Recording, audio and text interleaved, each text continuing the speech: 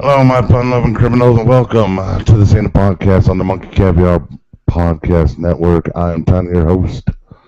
With me tonight is Adam Levy, our comic book aficionado and preacher expert. How you doing tonight, Adam? I'm doing great, Big. How are you doing? I cannot complain. So last night it got off to a fine start. The preacher began, and it wasn't bad. It wasn't horrible. It was different. I will definitely say that. All right, my initial rating on a scale of 10 stars, because why not? Eight stars out of 10 for me. I'm gonna go 6 for the time being. I'm still kind of reserving my judgment yet. It's there were things I liked about the show, and there were a lot of things I didn't like about the show. So I'm still kind of up in the air as to what I really feel about this right now. All right, I get that. I put some notes down here that I said that it stuck to the original source material enough that it was authentic. It came across. It was Preacher. It was definitely Preacher, without a See, doubt in my mind. to me, it felt this is as much to Preacher as Smallville was to Superman. All It right. was a kind of a retelling of an established story with just enough differences that it's not quite the original story. All right, that's fair. I'll give you that. It's not the exact comic, and I I mean, I guess wasn't expecting a panel for panel recreation of the book, kind of like what they did with Sin City, but I saw almost nothing of the original comic book aside from the names of the characters in all this show. right. Well, this is where we're going to differ a little bit, I think, because And that's good. yeah, I hope so. I think that there's enough of the characters in there that there's enough that the story is coming, and I believe, and we'll cover it as we go through through the episode. But I believe the story is definitely coming, and it's a story we all want. Yeah, I mean, I didn't have a problem with the story itself. No, not, expecting that it wasn't going to be the comic book exactly. The story wasn't bad. My problem was with the characters, All right, really. all right. I'll start with the very beginning with the cheesy sci-fi The so-called 1960s space graphics. so-called Genesis, I guess, if that's what it is. I, Uh, I guess. I don't know that felt out of place. That whole intro, if they had started with it like smashing through Saturn, I'd have been fine. Yeah, I yeah. I just mean, think, go ahead. the two words that opened the show, outer space, kind of took the main part of the story right out of it. All right, but we'll get to my thoughts on that. And we've Of already talked course, about that a little bit. we've got time. All right, so it opens and it goes into Africa, and the guy is standing in front of his congregation, and behold, the white horse, and upon him is the word of God, and sure enough, he is slammed to the back of the wall and explodes all over everyone. Well, not And before we it's see the first glimpse of the Word of God in action. also our first glimpse of exactly how over the top the violence was going to be, Yeah, and the graphic nature of it. If you're just going to cover the congregation in blood right off the bat, I'm with you. yeah. I mean, I'd expect nothing less from something related to Garth Ennis. Absolutely, that was perfect. Loved Yeah, that. Then we get into Jesse in front of his congregation, talking Tom Landry, as you would in Texas, I suppose. yeah. Again, that's pandering to Texas. Of course, you kind of got to. I mean, the story, the character is a good old Texas boy. The story takes place throughout a large part of Texas, so it makes sense to cater to your audience. All right, and that gave us our first look at Mr. Custer. I did screenshots. I did screen caps. Yeah, I don't know if we're allowed to do this, but we're doing it. Why not? Anyway, Let's do it. what did you think of Dominic Cooper as Jesse? I liked him. I didn't, my thoughts of Jesse, from the comic books is Jesse is that quintessential cowboy. He is the kid that grew up on westerns, on John Wayne films, and he's got that cowboy morality, that sense of honor and justice. And yeah, this is technically before the start of the story, so this is still when he's, broke in and lost his faith. So I'm hoping that we're going to see that aspect of Jesse. And as far as the early Jesse, it was fine. It was good. But I still didn't see all of what I wanted to see out of Jesse in this episode. I thought we got a very lot of monologue-y Jesse. Yeah. That was awful. And it was not just him. It was every character had a nice long monologue. Oh, yeah. And it took some people I talked to today said that really took them out of it. And that it felt long. Some parts it did. I mean, Garth Ennis isn't one of those guys that normally writes massive dialogues, monologues for these characters. So this is something that is kind of new for a lot of these people a lot of the characters in this show. But when you you're relying on visuals and you don't have all these over the top stuff that you saw in the comic book, sometimes you got to use this to set up who these characters are, and get a feel for who we're going to be rooting for and rooting against. Right. Well, I think the action sequences are going to show you the characters. You're going to find out that Cassidy is a vampire through action, and not a conversation where he's just like, "Oh, I'm a vampire." Like, "Oh, really? You're a vampire?" We did see a bit of that. So at least they were using those monologues to reveal the characters, the core of the characters. And Cassidy's was a big joke and funny, and I believe was he fighting against members of the Grail. It seems more like they were vampire hunters, not so much Grail. I mean, the fact that they just desecrated a Bible and they're loaded with crossbows and knives and all kinds of other weapons. It seemed like they were vampire hunters, and he even kind of alluded to that on the phone call he makes when he's in the bar, saying, "Hey, they found me. What am I going to do?" Yeah, but he just says they, and that could very well be the Grail. True, but we'll get to the Grail. The Grails, we're losing people already. That's way down the line. Way down the line. Anyways, the introduction of Cassidy, as long as we're there, I thought was phenomenal. I thought the story he told, the joke thing, everything was great. The action sequence was on par, and the best visual joke of the night was the pop, the cork, the champagne bottle, where the blood out of the guy. And I was watching with my girlfriend, and she's like, "What the fuck is going on?" Because I didn't tell her. Like Cassidy's vampire. Yeah, I mean it's a great introduction to the character. Cassidy's always been that that lighthearted, devil may care kind of damn the consequences. I'm gonna do what I'm gonna do. And I mean you really saw that with him. He's a funny guy. He likes to party. He just doesn't care. But when the chips are down, he can fight. Right, absolutely, and I think they're going to slow him down a little bit so the rest of us can understand what he's saying. I had to watch twice, and the second time I had to watch it really loud, and I was just like, it's tough. Sometimes his accent seems, almost cartoonish. I thought, he was the Lucky Charms leprechaun, a few times when he was speaking. There was a couple of times his accent was a little questionable. Jesse's was a little questionable. Yeah. That'll come in time. Rick Grimes wasn't great in the pilot. True. So, but, there's, like I said, we've got, 9 more episodes to see how these characters progress, so. Right, and like I said, this pilot episodes, they got a lot of really long monologue-y, exposition-y, get to know you, huggy-feely stuff out of the way.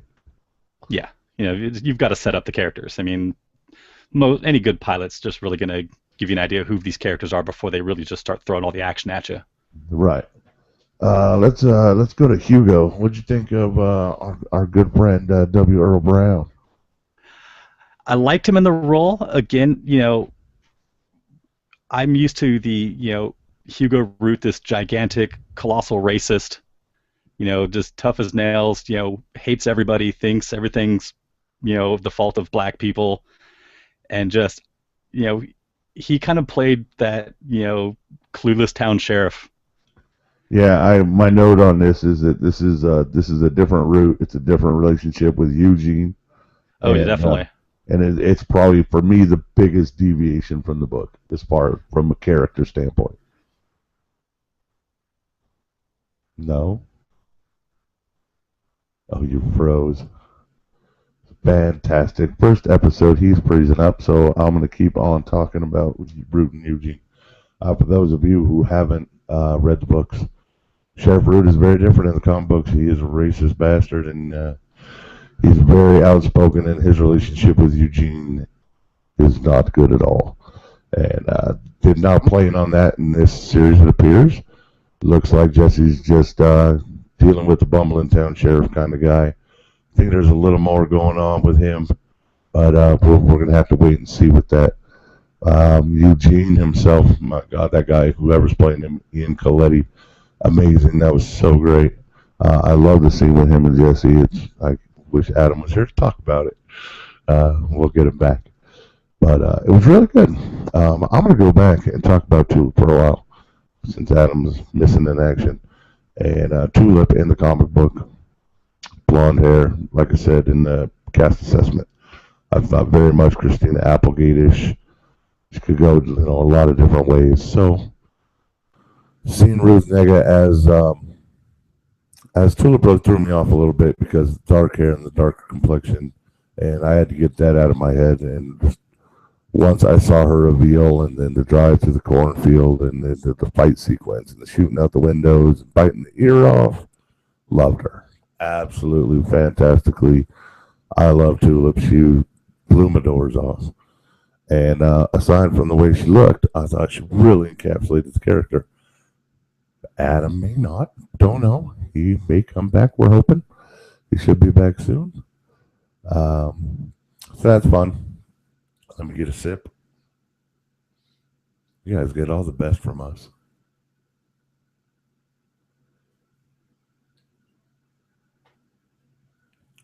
All right, so with Tulip came one of my favorite moments in the whole entire pilot was her interaction with those two kids. Building a bazooka. I believe he's coming. When she's building the bazooka in the kitchen. Fantastic. Putting the kids in. Hey, you're back? And that certainly didn't take long, did it? No, it didn't take long at all. While you were gone, I talked a little bit about Tulip, a little bit about Hugo. You mean Priscilla Jean Henrietta O'Hare? Yeah, I went back and I started talking about how much I loved the scene with her and the kids. And that was a great scene. I mean, Tulip was never really the funny character. You saw the tender side of her when she was with Jesse. You saw the hard sides of her when she was protecting her friends and family. You never really saw that lighthearted side of her, except for like a couple panels here and there. And to see her, especially coming off that car scene where she was just beating the crap out of some guy in the backseat of a car and bit his ear off, to see this complete 180 of this character gave her a lot more depth than I believe it was a piece of her shawarma, not an ear. Yes, it was shawarma. What is it with comic books and shawarma? Apparently it's the go-to food in the comic book world. It must be. The Avengers eat it, now Tulip. Yeah, no, I said I love Tulip's the whole reveal of her with the kids and the car chase it's action. It's great. She shows she's a badass. But then to move right into there with the kids and how building the bazooka in the kitchen and doing that was great. But my favorite thing in the whole episode was the two kids sitting in the basement while she's taking out whatever is going on up there, and you didn't even have to see it to know that she just took care of it. And then when they walk out, and it's just all hell's broken loose on their lawn. Yeah, busted helicopter, dead guys. I mean, go ahead. Yeah. Again, a complete departure from the character from the books, but overall, I think this one really worked. It's, I can't really put my finger on what it is about her, but it seems like she's got the most depth out of any of the characters we've seen on the show so far. She's got a completely different motivation, a completely different backstory that I can't say anything to yet because I really don't know in this iteration of the story, but she seems to have the most going on right now out of any of the characters on the show. It could just be that she's the best actress on the show. It could be too. I mean, to be fair, we were both a little worried about Ruth Negga being cast in the role, and it turns out she's probably one of our favorites on the show so far. Oh, absolutely. I'm going to pop her up on the screen because she is hot as a biscuit. Yeah, she is. I wasn't a big fan of her as Marvel and the Agents of S.H.I.E.L.D. thing and her little bit in the rose dress. But you didn't get a whole lot of character from her. Yeah, she's quirky and funny, and just the way they have her, the two sides they're going to show, and they obviously tried, is that violent side and that compassionate side. Yeah. And perfect intro to do that with this character. Yeah, I agree. I really liked the way they introduced her character. All right, we can go back. We were about to discuss Hugo and Eugene. We started talking a little bit about W. Earl Brown and how big of a departure it is. I don't think he's dumb as a character. I don't think he's that bumbling town sheriff. I think he's very by the book. Yeah, I mean, I'll give you that. I mean, like I said, I'm used to this. Don't take shit off anybody. Ready to throw a beat down on somebody he pulls over, much less arrest him or write him a ticket. He's very different from his character in the book, and again, it's to be expected. But again, and There he goes.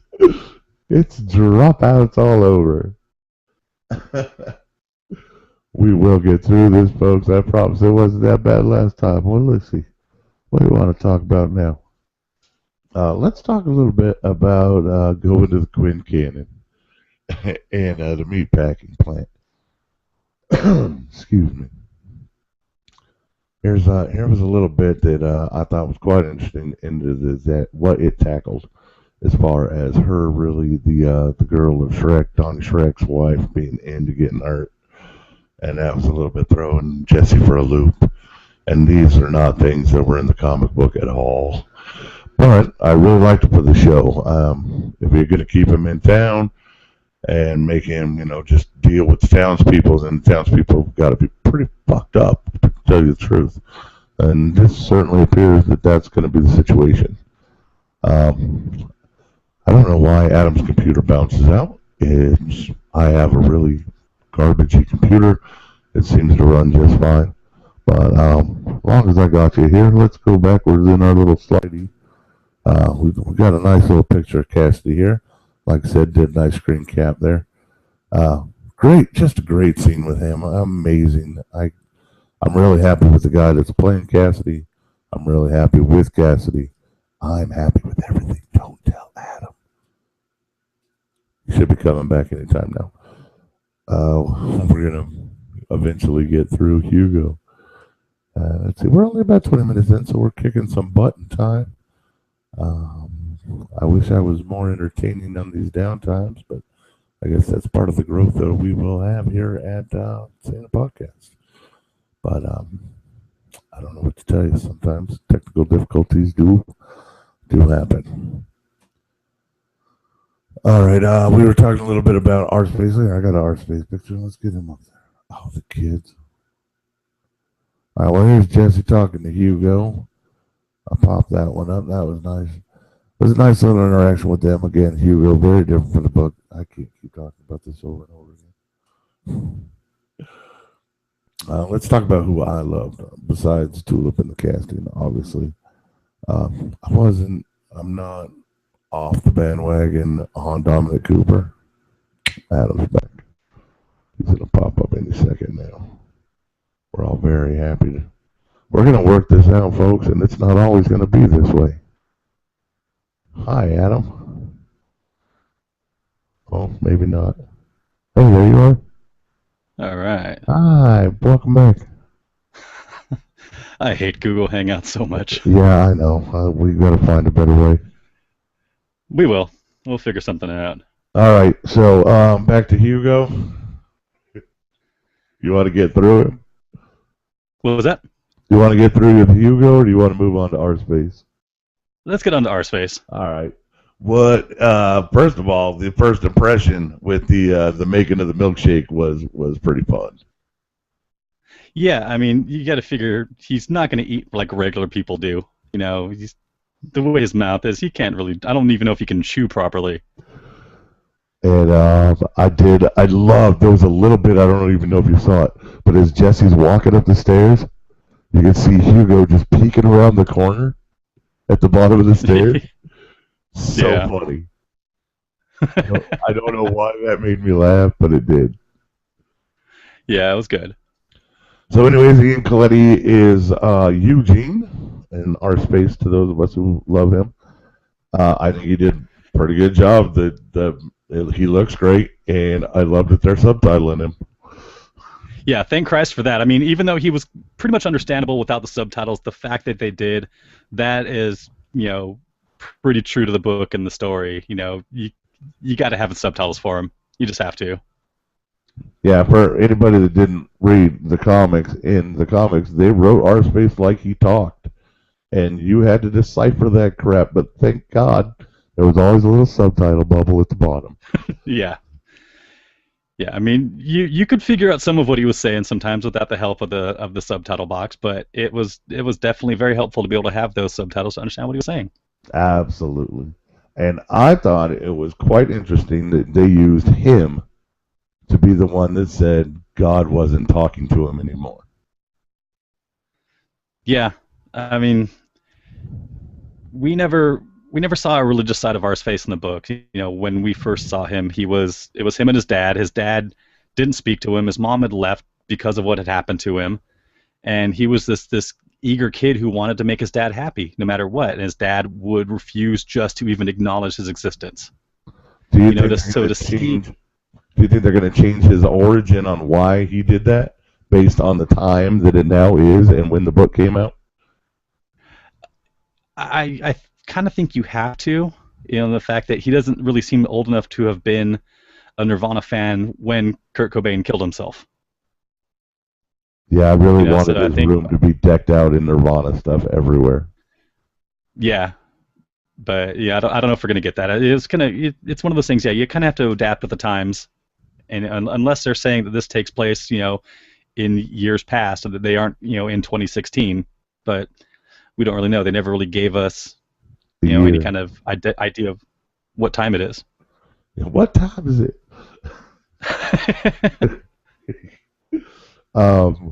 Another one of the scenes that I thought was I was talking about while you went down was Jesse and Donnie Shrek's wife at Quinn Cannon's. And I'm cracking up watching this scene because in the background you keep hearing the cows slaughtered in the background. And he's trying to have this serious conversation about domestic abuse. You get cows being slaughtered in the background, and turns out she loves it. She is kinky as shit. She's into it. She's totally into it. From her son's standpoint, I can see where he would be concerned. He sees his mom with bruises, being grabbed, being smacked around, and he's too young to understand that this is just foreplay to her. Just Mama likes the rough trade. She does. So, but I was laughing because hearing the cows smashing and smashing in the background and knowing what's behind the door. When Kristen was watching with me and she, again, no idea. So doesn't understand the laughter because she's like, this is a really serious discussion about domestic violence. And I'm like, so yeah, I didn't come off very well. No. Not at all. I mean, leave it to somebody like Seth Goldberg to kind of make light of that situation. I mean, there's nothing funny about domestic violence, but if you're going to turn it around to do a kink and have cows being slaughtered in the background, they did a damn good job of making that funny. Right. What I said while you were down was if you're going to stick him in Anvil for 10 episodes, which I'm okay with, you have to make the townspeople fucked up. Oh, yeah. He's going to have to deal with some really screwed up stuff if he's going to stay in this town. And we saw glimpses of that. The whole thing with the mascots.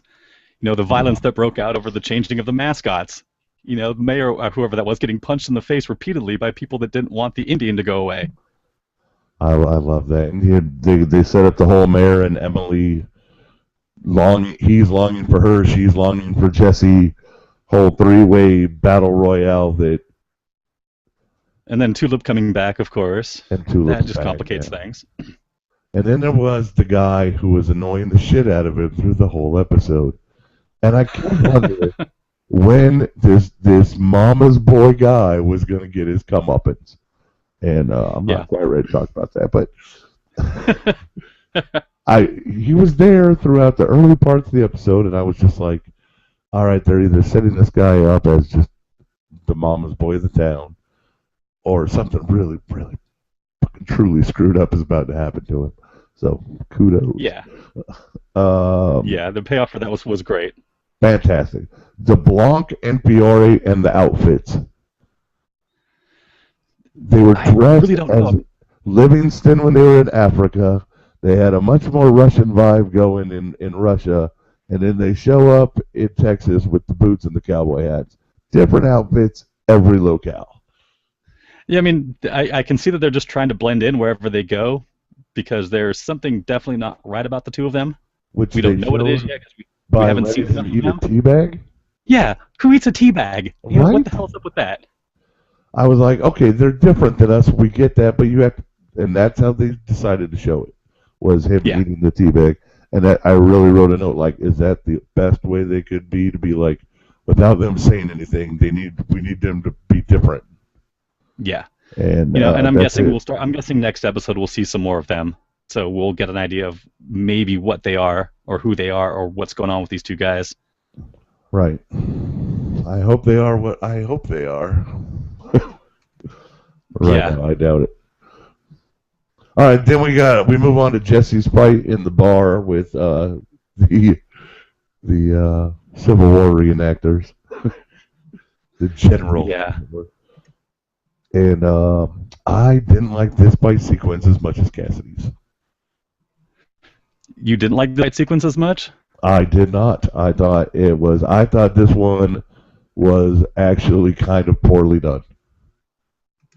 Oh, I mean, yeah, Jesse's always been, an ass kicker. That's something we've seen in the books, from the beginning. You know, considering considering his upbringing. Oh, he's gone. Just like that. He's history. Are you back? No. Now you're in two windows. Adam is fading off into oblivion. And in 30 minutes, nope, I can see you moving. You're not totally gone. But that one's gone. Are you back? Okay, Hey, you save. kind of. My computer's really Maxed out. acting up. All right, well, let's wrap this up and we'll call it a quick one. Alrighty. All right, let's get down to Jesse's fight. Was that Cy on the phone? I don't think so. I really don't think so. I'm not sure what to make of that phone call, other than the fact that it seems like Cassidy's got some group that he belongs to. I mean, Cy, unless they're really going to change Cy's character, Cy was a journalist in New York. So I mean, I don't know. He's talking about identities being compromised. They're telling him to thrash credit cards and lay low. So I mean, I really don't know what to make of that. All right. Well, I think it was Cy. I'm really down for that because I want Cy to be in this at some point because he's fun. Yeah, Cy was definitely fun.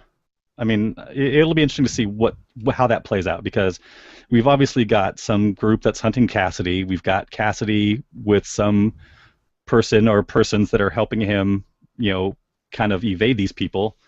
So I'm curious what this story that they're setting up for Cassidy is going to be. Well, it looks like everybody is bringing something to town with them. Cassidy's got people following him. Tulip's got a whole army of SWAT helicopters following her. We don't know what's going on there. Yeah. So there's a lot. Yeah, there's something big gonna culminate in the end of the season in Anvil, and I'm curious to see how it's all gonna play out.